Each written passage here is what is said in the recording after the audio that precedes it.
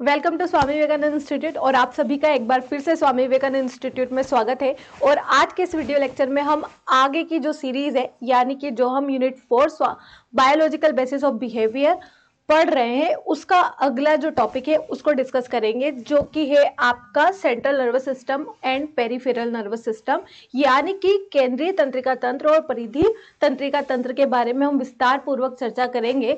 ठीक है, और ये आपका one of the most important topic है। ये जैसे ही आपका एंड होगा उसके जस्ट बाद आपको ब्रेन के विभिन्न पार्ट्स यानी कि ब्रेन के अलग अलग भागों और उनके कार्यों के बारे में हम डिटेल में डिस्कस करेंगे। ठीक है, तो चलिए स्टार्ट करते हैं आज की क्लास। और सबसे पहले अगर हम बात करेंगे तो यहाँ पे देखेंगे, ये आपका सिलेबस है unit 4 biological basis of behaviour का। इसमें काफी कुछ हम लोग कवर अप कर चुके हैं। अब जो आपका बच रहा है वो पोर्शन, अभी जो हम नेक्स्ट टॉपिक जो हमारा चल रहा है गाइस, वो चल रहा है central nervous system and peripheral nervous system, जो कि आज का आपका टॉपिक है। ठीक है, चलिए बिना किसी डिले के शुरू करेंगे आज की क्लास।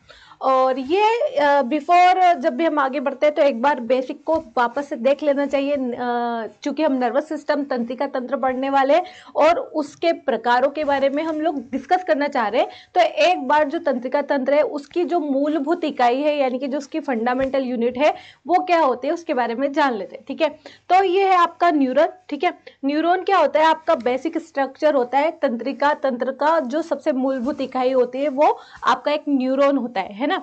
अब न्यूरॉन में क्या क्या चीजें होती है, एक बार, हालांकि बहुत बार पढ़ा चुकी हूँ, लेकिन बस एक बार चलते हुए इसको एक बार और हम लोग देखेंगे। ये देखिए, अब आपको ये दिख रहा है, ये पूरा हमारा न्यूरॉन है। ठीक है, न्यूरॉन में आपका ये वाला जो पार्ट है पूरा, ये वाला, ये क्या होता है? आपका सेल बॉडी या सोमा है ना, यानी कि जो आपकी सेल बॉडी, कोशिका की मेन बॉडी जो है वो ये है। ठीक है, सेल बॉडी ये वाला पार्ट हो गया। ये क्या हो गया? आपका न्यूक्लियस। न्यूक्लियस मतलब कि नाभिक। ठीक है, इसमें क्या होता है? आपका कंट्रोल करने की पावर होती है पूरे न्यूरॉन का। ठीक है, ये नाभिक कहलाता है। ठीक है, क्या कहलाता है? आपका नाभिक या न्यूक्लियस। डन। चलिए, अब यहाँ पे ये वाला पार्ट जो ये पूंछ जैसा आपको दिख रहा है ना, ये वाला पार्ट, ये वाला होता है आपका एक्सन। ठीक है, एक्सोन होता है। और एक्सोन क्या करता है कि आपके जो न्यूरल एक्टिविटी होती है, जो सिग्नल होता है, उसको आगे बढ़ाने का काम करता है न्यूरॉन के अंदर। ठीक है, तो ये बात आप लोगों को याद रखनी है। ठीक है, ये हो गया आपका एक्सोन, जिसके द्वारा जो न्यूरल इंपल्स होती है यानी कि जो आपकी न्यूरल यानी कि जो इलेक्ट्रिकल एक्टिविटी होती है वो आगे की साइड पे बढ़ती है।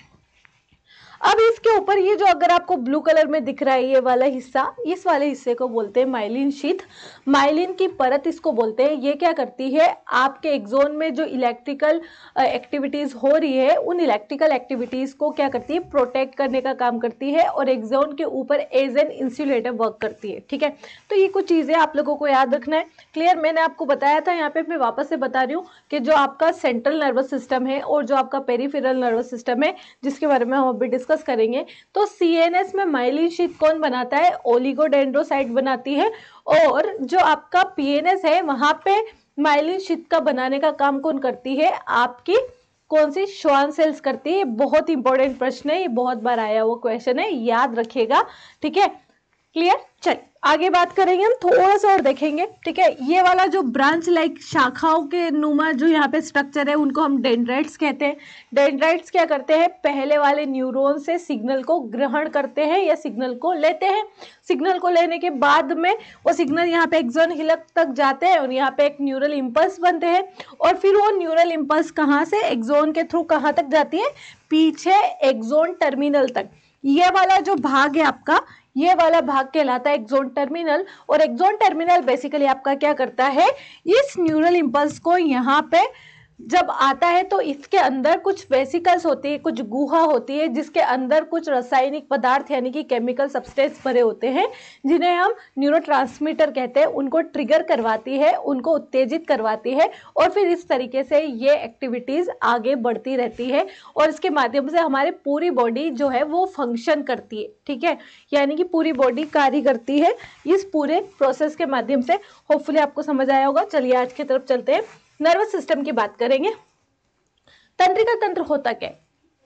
हमारी पूरी बॉडी में यानी कि किसी एनिमल की या ह्यूमन बॉडी में पूरे में बाहर से इंफॉर्मेशन को लाने का काम और इंफॉर्मेशन को ले जाने का काम, बॉडी को फंक्शन कराने का काम, उठना, बैठना, सोना, खाना, पीना, टेस्ट, देखना, बोलना, ये सारी की सारी एक्टिविटीज जो है वो कौन परफॉर्म करवाता है? वो नर्वस सिस्टम के थ्रू परफॉर्म हो रही होती है। ठीक है, तो नर्वस सिस्टम क्या है? एक कॉम्प्लेक्स सिस्टम है हमारी बॉडी का, जो हमारी बॉडी को फंक्शन करने में हेल्प करता है और इसी के थ्रू हमें बाहर से इंफॉर्मेशन मिल रही होती है और ब्रेन उस इंफॉर्मेशन को प्रोसेस करता है और उसके बाद में वो इंफॉर्मेशन अलग अलग हिस्सों तक पहुंच करके विभिन्न प्रकार के कार्य संपन्न किए जाते हैं, यानी कि विभिन्न प्रकार की एक्टिविटीज जो है वो परफॉर्म होती है। डन। चलिए थोड़ी सी इसकी डेफिनेशन बात करेंगे हम। तो तंत्रिका तंत्र शरीर का अत्यधिक जटिल हिस्सा है जो उसके विभिन्न हिस्सों से संकेतों भेजकर उसके कार्यों और संवेदी जानकारी का समन्वय करता है। तंत्रिका तंत्र शरीर पर प्रभाव डालने वाले पर्यावरणीय परिवर्तनों का भी पता लगाता है तथा फिर ऐसी घटनाओं पर प्रतिक्रिया करने के लिए अंतःस्रावी तंत्र के साथ मिलकर काम करता है। क्या मतलब हुआ कि जो आपका तंत्रिका तंत्र है वो बाहर से क्या करता है? इंफॉर्मेशन लेता है, उसको प्रोसेस करवाता है, प्रोसेस करने के बाद में फिर अलग अलग तरीके के कार्य करता है। इसके अलावा जो हमारी अंतःस्रावी ग्रंथियां हैं, अंतःस्रावी ग्रंथियां मतलब कौन सी ग्रंथियां गाइस? एंडोक्राइन ग्लैंड सिस्टम जो है आपका, वहां पे जो विभिन्न प्रकार के हॉर्मोन्स होते हैं उनको भी कहीं ना कहीं कंट्रोल करके और उनके थ्रू काम लेने का काम भी नर्वस सिस्टम के द्वारा होता है। ठीक है, ये देखिए यहाँ पे अगर हम बात करें, ठीक है, then works in tandem with the endocrine system to respond और टू सच इवेंट्स, कुछ इवेंट्स को रिस्पॉन्ड करने के लिए ये एंडोक्राइन ग्लैंड के साथ में भी काम करता है। ठीक है, तो इस तरह से ये पूरा नर्वस सिस्टम हुआ। अब जब नर्वस सिस्टम की हम लोगों ने बात की है तो आगे की साइड में बात करेंगे हम लोग नर्वस सिस्टम के प्रकारों की बात करेंगे, टाइप्स ऑफ नर्वस सिस्टम। ठीक है, सबसे पहले नर्वस सिस्टम जो है वो दो प्रकार के होते हैं। ठीक है, कौन कौन से होते हैं गाइज? याद रखिएगा। देखिए ये आपके शरीर का पूरा पार्ट है। ठीक है, एक मैंने आपको एक डायग्राम दिया है, होपफुली आपको ये अच्छे से दिख रहा होगा। ठीक है, तो यहाँ पे अगर आप देखेंगे, ये देखिए, ये आपके शरीर में ये वाला पार्ट होता है ब्रेन। जो आपका नर्वस सिस्टम बनता है उसमें कितने लोग मेन रोल प्ले करते हैं? 3 लोग। कौन कौन?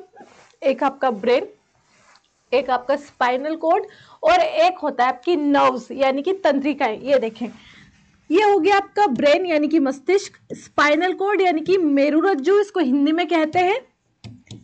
ठीक है, क्या बोलते हैं? मेरुरज्जु। इस ब्रेन को क्या बोलते हैं गाइस? मस्तिष्क। क्या बोलते हैं? मस्तिष्क।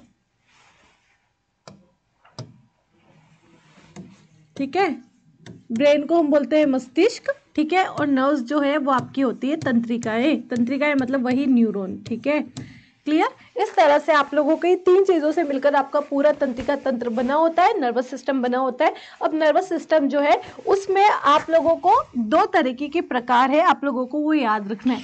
क्या क्या याद रखना है बच्चों? सबसे पहले याद रखिएगा कि आपके पास में कितने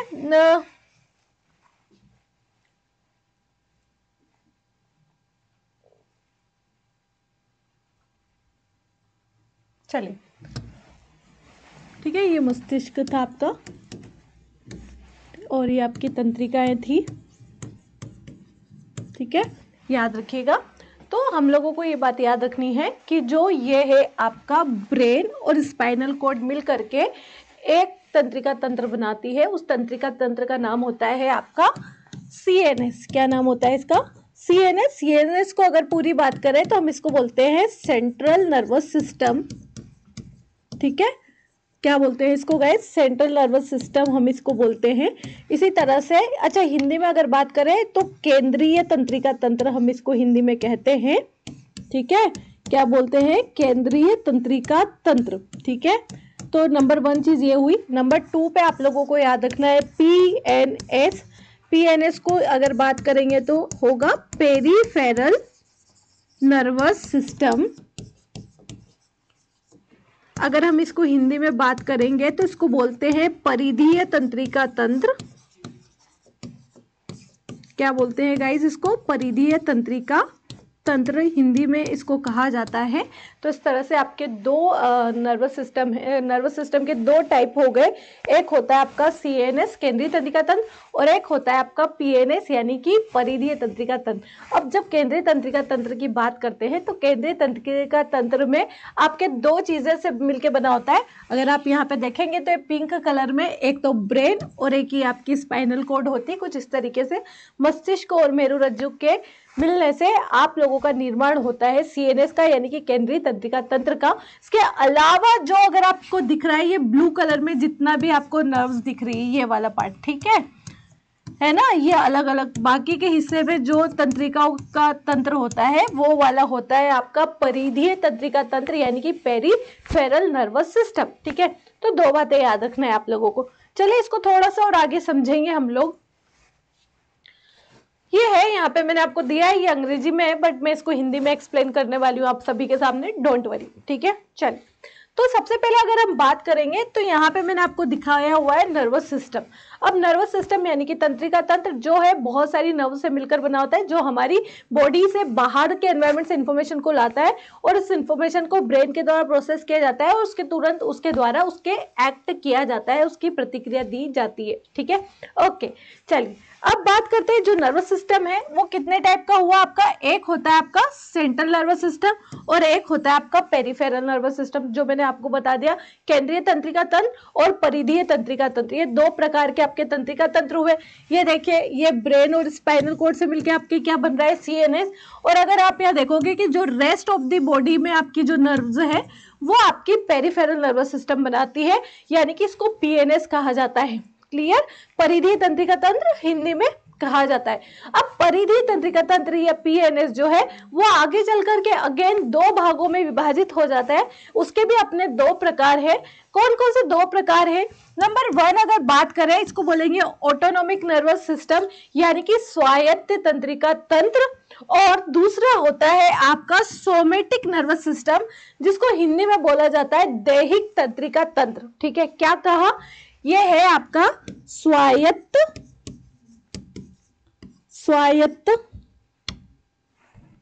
देखो स्वायत्त तंत्रिका तंत्र होता है, इसको हिंदी में हम ये बोलते हैं। ठीक है, स्वायत्त तंत्रिका तंत्र। और अगर हम इसकी बात करेंगे सोमेटिक नर्वस सिस्टम में तो सोमेटिक नर्वस सिस्टम को हिंदी में बोलते हैं दैहिक तंत्रिका तंत्र। क्या बोलेंगे गाइस, याद रखिएगा, इसको बोलेंगे हम दैहिक तंत्रिका तंत्र। कौन सा तंत्र हो गया ये? दैहिक तंत्रिका तंत्र। ठीक है, चलिए वेरी गुड, शाबाश। चलिए तो ये इस तरह से दो हम लोगों के पास में क्या हो गए, तंत्रिका तंत्र हो गए। एक क्या हो गया आपका ऑटोनोमिक और एक होता है आपका सोमेटिक। ठीक है, ऑटोनोमिक नर्वस सिस्टम क्या करता है उसके बारे में, जैसा कि नाम से पता चल रहा है ऑटोनोमिक, ये आपके शरीर में होने वाली जो ऑटोनोमिक फंक्शनिंग है उनको प्रमोट करता है, उनको रेगुलेट करने का काम करता है। कौन कौन सी ऑटोनोमिक होती है जिसमें हमको कॉन्शियस होने की, सचेत होने की आवश्यकता नहीं होती। ऐसे आपकी बॉडी में कौन कौन सी एक्टिविटीज होती है गाइस, जैसे आपकी ब्रीदिंग है ना, हार्ट रेट, ठीक है, आपका डाइजेशन, ठीक है, ये सारी की सारी चीजें आपकी कैसी होती है, ये सारी की सारी चीजें जो है ये आप लोगों के ऑटोनोमिक मोड पे होती है और इन सबको कंट्रोल करने का काम कौन करता है, आपका ऑटोनोमिक नर्वस सिस्टम यानी कि स्वायत्त तंत्रिका तंत्र। क्लियर, चलिए अब अगर हम आगे की साइड में बात करेंगे, ये देखो communicate with internal organs and glands, मतलब ये अंदर के इंटरनल ऑर्गन्स जो होते हैं हमारे शरीर के अंदर के जो लेट्स सपोज जो अंग होते हैं और जो तंत्रिका जो हमारी ग्रंथियां होती है उनके साथ मिलकर के ये काम करता है। इसके अलावा अगर हम बात करेंगे आपके सोमेटिक नर्वस सिस्टम की, तो सोमेटिक नर्वस सिस्टम कम्युनिकेट करता है sense organ and voluntary muscles के साथ। सोमेटिक दैहिक या ऐच्छिक तंत्रिका तंत्र। ऐच्छिक तंत्रिका तंत्र जैसे मेरे को अगर ये हाथ उठाना है तो मैं सोचूंगी और फिर इसको हाथ को खड़ा करूँ, फिर इसको लेके लगे कुछ लिखना है, ठीक है ना, कुछ बाहर जाना है, वापस आना है, दौड़ना है, भागना है, तो इस तरीके की सारी चीजें जो है वो हम सोचेंगे, कॉन्शियस होंगे, डिसीजन लेंगे और फिर हम मोटर एक्शन करेंगे। ठीक है, तो मोटर एक्शन को करने के लिए यानी कि जिसमें आप कॉन्शियसली इन्वॉल्व होंगे वो सारी की सारी जो एक्टिविटीज है वो आपकी कौन करवाता है, somatic nervous system which is दैहिक तंत्रिका तंत्र, ठीक है, या फिर इसको ऐच्छिक तंत्रिका तंत्र भी कहा जाता है, ठीक है। होपफुली आप लोगों को मेरी बात समझ आ रही होगी। चलते हैं आगे की साइड में। डन, चलिए आइए, ठीक है। तो ये सोमेटिक नर्वस सिस्टम डन, और ये होता है आपका autonomic nervous system which is also done. Clear? तो ये बेसिक चीज है। अब जब हम आगे बात करेंगे तो बात करेंगे ऑटोनोमिक नर्वस सिस्टम की। जो आपका ऑटोनोमिक नर्वस सिस्टम है वो अगेन दो पार्ट में डिवाइड होता है। कितने पार्ट में? दो भागों में इसको विभाजित किया गया है। अब वो दो भाग कौन कौन से होते हैं? एक होता है आपका सिंपैथेटिक नर्वस सिस्टम और एक होता है आपका पैरासिम्पैथेटिक नर्वस सिस्टम। अब सिंपैथेटिक और पैरासिम्पैथेटिक को हमको डिटेल में पढ़ना है क्योंकि ये हमारे एनटीए का मोस्ट फेवरेट टॉपिक है, ठीक है। अब जब वो फेवरेट टॉपिक है तो अभी इसको हटा देते हैं। अभी देख लेते हैं हम पहले सोमेटिक नर्वस सिस्टम कितनी कैटेगरी में डिवाइड होता है, ठीक है। तो आगे चल करके जो आपका सोमेटिक नर्वस सिस्टम है बेसिकली ये दो भागों में डिवाइड होता है, नंबर 1, नंबर 2। नंबर 1 होता है आपका सेंसरी नर्वस सिस्टम, यानी कि आप लोगों का संवेदी तंत्रिका तंत्र। क्या होता है गाइस यहाँ पे? संवेदी तंत्रिका तंत्र, ठीक है। और ये होता है आपका मोटर नर्वस सिस्टम, यानी कि आप लोगों का हो गया मोटर या फिर गामक तंत्रिका तंत्र, ठीक है, गामक तंत्रिका तंत्र अगर इसको हिंदी में हम बोले, ठीक है। तो आपका कितना हो गया? दो हो गया। एक होता है आप लोगों का संवेदी तंत्रिका तंत्र और एक होता है आपका गामक तंत्रिका तंत्र। तो इस प्रकार से दो आपके सोमेटिक यानी कि ऐच्छिक तंत्रिका तंत्र के प्रकार होते हैं। अब जैसा कि इनके नाम से पता चल रहा है ये वाला क्वेश्चन बहुत, ये अफरेंट और ईफरेंट, ये दो वर्ड के बारे में आप लोगों को जानकारी होना कंपल्सरी है बच्चों, ठीक है। अब ये दो वर्ड्स है क्या इनके बारे में देख लेते है ना। जो आपका अफरेंट है उसको अभिवाही कहते हैं हिंदी में। अफरेंट को क्या कहते हैं गाइस? अफरेंट मतलब अभिवाही। अभी ये मैंने लिखा क्या है मैं अभी आप लोगों को समझाती हूँ, आप मेरे को 1 मिनट का टाइम दीजिए। ये हो गया आपका अभिवाही और ये होता है आपका हिंदी में अपवाही। मतलब कि क्या होता है कि जो आपका नर्वस सिस्टम है, नर्वस सिस्टम में जो ऑटोनोमिक नर्वस सिस्टम है और ऑटोनोमिक के बाद में जो सोमेटिक नर्वस सिस्टम है यानी कि ऐच्छिक तंत्रिका तंत्र है, वो दो भागों में विभाजित होता है। एक होता है आपका सेंसरी सिस्टम, है ना, सेंसरी नर्वस सिस्टम, और एक होता है आपका मोटर नर्वस सिस्टम, ठीक है। जो सेंसरी यानी कि संवेदी तंत्रिका तंत्र होता है, नाम से पता चल रहा है सेंसरी है, यानी कि आपकी इंद्रियों से ये इंफॉर्मेशन को लेगा और कहाँ तक पहुंचाएगा? ब्रेन तक। जैसे आपने कुछ चीज देखी, आंखों से देखी, या कुछ चीज आपने स्मेल की, या कुछ चीज आपने खाई, तो जो टेस्ट होगा वो, और अगर आपकी स्किन पे कुछ चीज आपको बहुत अजीब लग रही है, बहुत गर्म लग रही है, ठंडी लग रही है, तो ये सारी की सारी इंफॉर्मेशन जो है वो हमारी इंद्रिया जो है, हमारी जो सेंसेस है वो कहाँ तक पहुंचाएगी? ब्रेन तक, ठीक है। तो ये वाली जो सिस्टम है, सेंसेस के थ्रू इंफॉर्मेशन का ब्रेन तक पहुंचना, ये आपका सेंसरी नर्वस सिस्टम करवाता है। और सेंसरी नर्वस सिस्टम में जो है, जो न्यूरॉन इस्तेमाल होते हैं, उन न्यूरॉन्स को हम लोग कहते हैं कौन से? Afferent neurons. अफेरेंट यानी कि आने वाले सिग्नल को भेजना ब्रेन तक, ठीक है। तो याद रखिएगा, आने वाले सिग्नल को भेजने वालों को क्या बोलते हैं? अफरेंट। हिंदी में इसको बोलते हैं अभिवाही, ठीक है। याद रखिएगा, अभिवाही तंत्रिका तंत्र बोलते हैं। एग्जाम में पूछा हुआ प्रश्न है गाइस, याद रखना है, बहुत कंपलसरी। डन। तो ये हो गया आपका गाइस, है ना। हम लोग एक काम करेंगे, इस ये टॉपिक तो हो गया। जैसे ये टॉपिक खत्म हो जाएगा ना, तो अब एक काम करेंगे हम लोग, टॉपिक खत्म होता जाएगा और उसके साथ साथ उससे संबंधित किस तरह के पुराने प्रश्न पूछे हुए हैं और कौन से मोस्ट इंपॉर्टेंट एमसीक्यूज है, तो कल की क्लास से हम लोग ये सिस्टम में स्टार्ट कर देंगे कि जो मोस्ट इंपॉर्टेंट क्वेश्चंस है वो साथ के साथ करते जाए, ठीक है। ताकि आपको ये आइडिया भी लग जाए कि क्वेश्चन एग्जामिनर आखिर पूछता कैसे, आखिर हम देखें तो कि एनटीए चाहता क्या है हमसे, इतना पढ़ा करके करवा क्या रहा है हम लोगों से, हमको आ भी रहा है नहीं आ रहा है, तो थोड़ा सा हमारा नॉलेज का चेक इन भी हो जाएगा। ठीक है, चलिए तो अभिवाही तंत्रिका तंत्र होपफुली आपको समझ आया होगा। सेंसरी में क्या होता है, सेंसस के द्वारा इंफॉर्मेशन ली जाएगी, ब्रेन तक हो जाएगी, प्रोसेस होगी और उसके वापस बाद में ब्रेन से वो इंफॉर्मेशन प्रोसेस होकर के आपके कहाँ तक पहुंच जाएगी, बॉडी के दूसरे पार्ट तक पहुंच जाती है। तो बॉडी के दूसरे पार्ट तक जब इंफॉर्मेशन पहुंचती है तो बॉडी एक्शन में आती है, एक्शन में आती है यानी कि मूवमेंट करती है, मूवमेंट कर रही है, मतलब कि वो वाले न्यूरॉन आपके कौन से न्यूरॉन होंगे, मोटर न्यूरॉन होंगे। Very good. और मोटर न्यूरॉन जो है उनको इफेरेंट न्यूरॉन कहते हैं, याद रखिएगा। उनको हिंदी में हम अपवाही तंत्रिकाएं कहते हैं और इंग्लिश में हम उसको इफेरेंट न्यूरॉन्स कहते हैं। होपफुली आप लोगों को मेरी बात समझ आ रही होगी। और देखिए कितना इजी सा ये टॉपिक है और यहाँ से कितने ज्यादा क्वेश्चन आपको एग्जाम में देखने को मिलता है। होपफुली आप लोगों को मेरी बात समझ आ गई होगी। डन, चलिए शाबाश, वेरी गुड। तो ये हो गया आपका किसके टाइप, सोमेटिक नर्वस सिस्टम के। मैंने आप लोगों को दो प्रकार बता दिए, होपफुली समझ आ गया होगा। चलिए आ जाते हैं हमारे ऑटोनोमिक नर्वस सिस्टम की तरफ। ऑटोनोमिक नर्वस सिस्टम यानी कि आपका स्वायत्त तंत्रिका तंत्र, इसके दो प्रकार होते हैं, सिंपैथेटिक और पैरासिम्पैथेटिक, है ना।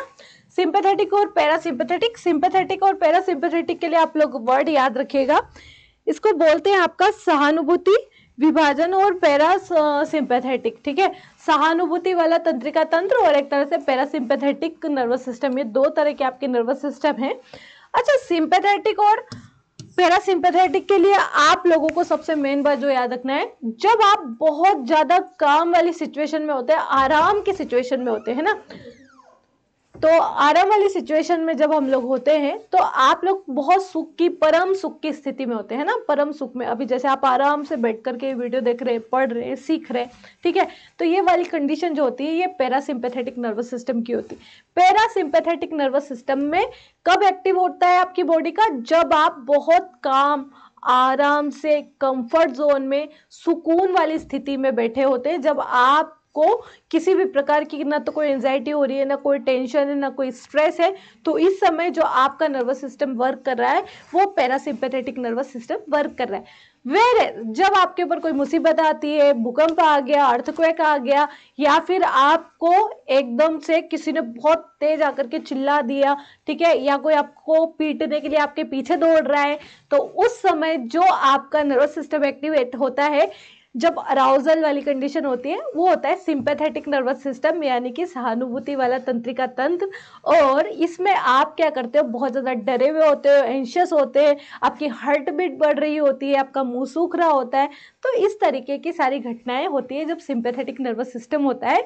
सिंपैथेटिक नर्वस सिस्टम को नॉर्मली बोला जाता है कि ये फाइट और फ्लाइट वाली कंडीशन में लागू होता है, यानी कि अब तो या तो लड़ना है या भागना है ना, या तो लड़ लो या भाग लो वाली सिचुएशन में जो है वो ये वाला नर्वस सिस्टम क्या होता है, ऑन होता है। क्लियर, तो याद रखना है कि जब अराउजल वाली स्थिति होगी तो सिंपैथेटिक नर्वस सिस्टम, उत्तेजना वाली स्थिति होगी तो सिंपैथेटिक नर्वस सिस्टम, और जब आप सुख वाली कंडीशन में आराम की अनुभूति के साथ में चीजों को कर रहे होते हैं तो पैरासिम्पैथेटिक जो आपका न्यूरॉन नर्वस सिस्टम है वो एक्टिवेट होता है। होपफुली आप लोगों को मेरी बात समझ आ रही होगी। चलते हैं आगे की साइड में।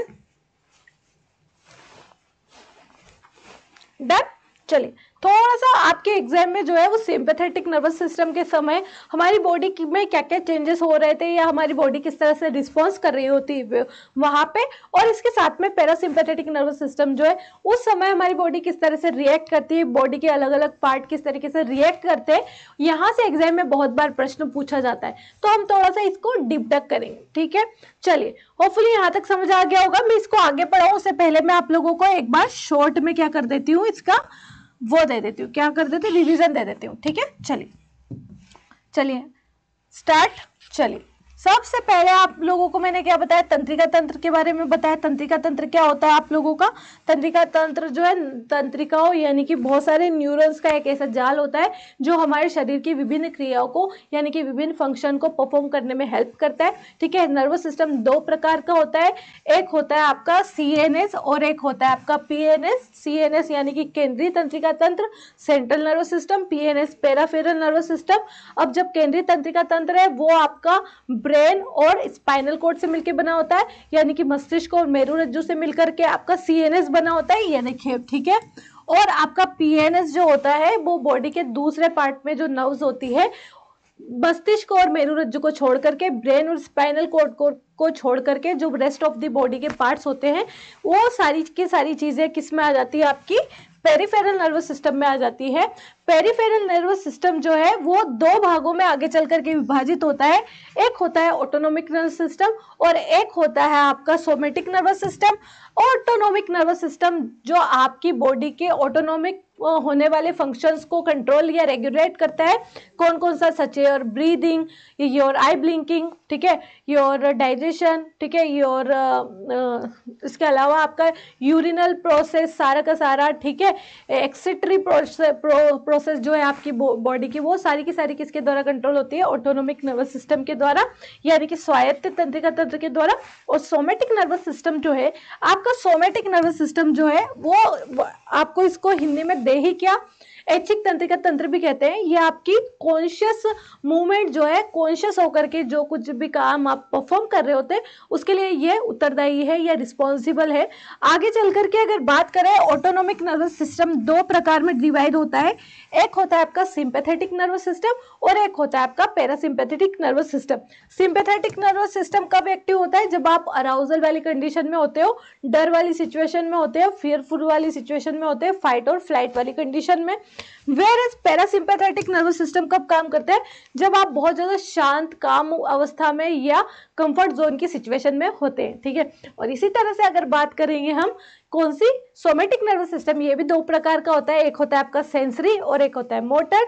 सेंसरी में कौन सी न्यूरॉन्स वर्क करती है, अफरेंट न्यूरॉन्स, जो इन्फॉर्मेशन को केंद्र इंद्रियों से कहाँ तक भेजती है, मस्तिष्क से, यानी कि सेंसर से इन्फॉर्मेशन को कलेक्ट करके कहाँ तक पहुंचाती है, ब्रेन तक पहुंचाती है। वेयर एज जो आपका लास्ट है मोटर में क्या होता है कि आप लोगों का जो ब्रेन प्रोसेस करके मोटर न्यूरॉन्स को जो इंफॉर्मेशन भेजता है, यानी कि मस्तिष्क से इंफॉर्मेशन ले जाने का काम कौन करती है, आपकी इफरेंट न्यूरॉन्स करती है। हिंदी में इसको अपवाही तंत्रिकाएं कहते हैं, ठीक है।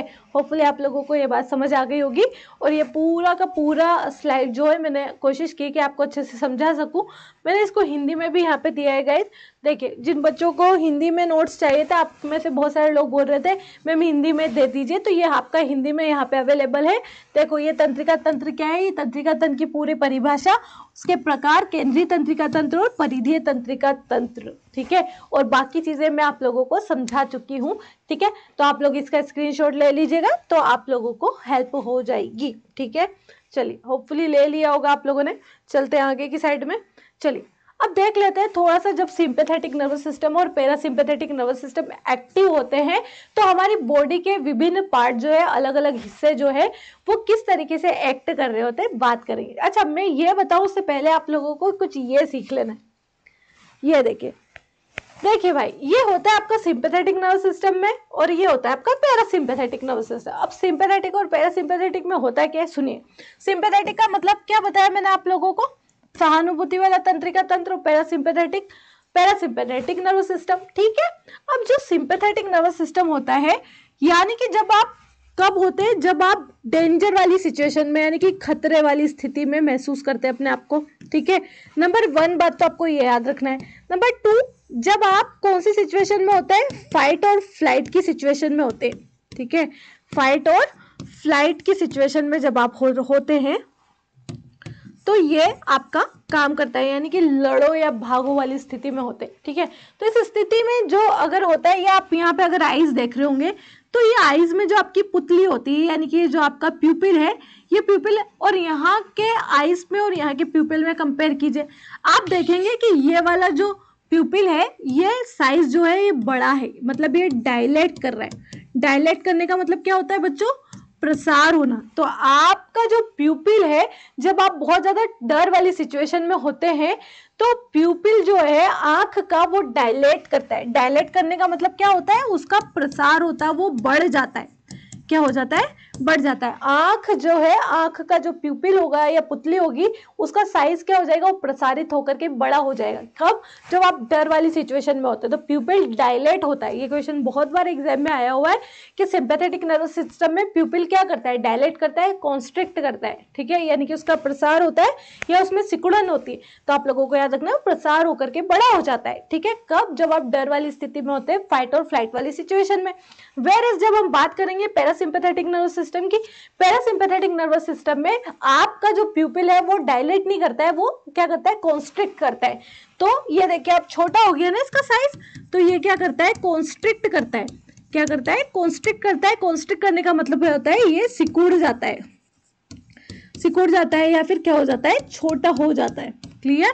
तो ये बात आप लोगों को सबसे मेन याद रखना है। पैरासिम्पैथेटिक जब अब आप आराम की सिचुएशन में होते हैं तब की बात, और जब आप डर वाली सिचुएशन में होते हैं तो आपका डायलेट कर जाता है, क्या, पुतली। अच्छा, इसके अलावा भी बहुत सारे चेंजेस होते हैं, उसको एक एक करके देखते हैं यहाँ पे। ठीक है गाइज, होपफुली आप लोगों को ये डायग्राम बहुत अच्छे से दिख रहा होगा। मैंने ट्राई किया है कि ये सही से दिखे। ठीक है, अगर नहीं दिख रहा हो तो कोई ना, थोड़ा सा आप अपनी स्क्रीन को क्लीन, वो जो साइड में 3 बटन आते हैं उससे अपनी वीडियो की क्वालिटी को बढ़ाइएगा तो आपको ये अच्छे से दिख जाएगा। अदरवाइज मैं आपको समझा रही हूँ, आप मेरी वॉइस को भी फॉलो कर सकते हैं। सबसे पहले मैं सिंपैथेटिक नर्वस सिस्टम की बात करूंगी कि सिंपैथेटिक नर्वस सिस्टम में क्या क्या चेंजेस होते हैं बॉडी में। ध्यान से सुनिएगा। सिंपैथेटिक नर्वस सिस्टम में याद रखना है, ये चीजें आपको नोट करनी है, बहुत ज्यादा इंपॉर्टेंट। देखो, सिंपैथेटिक नर्वस सिस्टम में आपका प्यूपिल डायलेट होता है ना।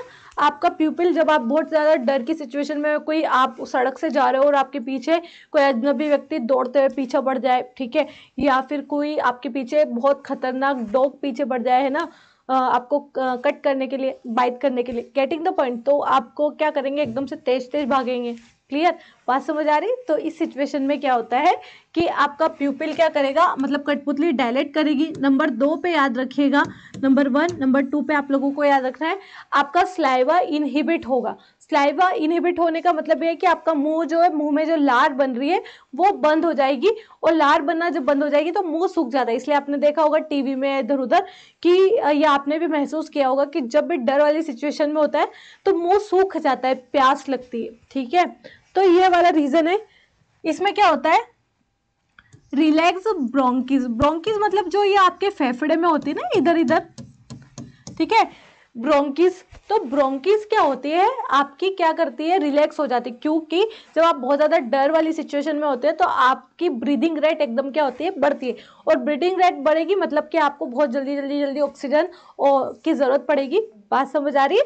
तो इसलिए ये क्या हो जाती है, ब्रोंकी रिलैक्स हो जाती है ताकि हम अच्छे से ब्रीथ कर पाए। ठीक है, एक्सीलरेट हार्ट ब्रीथ, यानी कि आपकी जो ब्रीथिंग रेट है, यानी कि जो आपका तेज तेज आप सांस लेने लग जाएंगे। ठीक है, तो आपकी ब्रीदिंग रेट जो है वो एकदम से हाई हो जाएगी। ठीक है, और हार्ट बीट भी क्या हो जाएगी, एकदम से तेज हो जाएगी। ठीक है, चलिए उसके बाद में इनहिबिट पेरिस्टालसिस एंड सिक्रेशंस। ठीक है, याद रखिएगा, inhibit peristalsis and secretion. Basically यहाँ पे क्या होगा गाइस, याद रखिएगा कि जो भी आपकी बॉडी से सिक्रेशन हो रहा है वो सब क्या हो जाएगा, इनहिबिट हो जाएगा।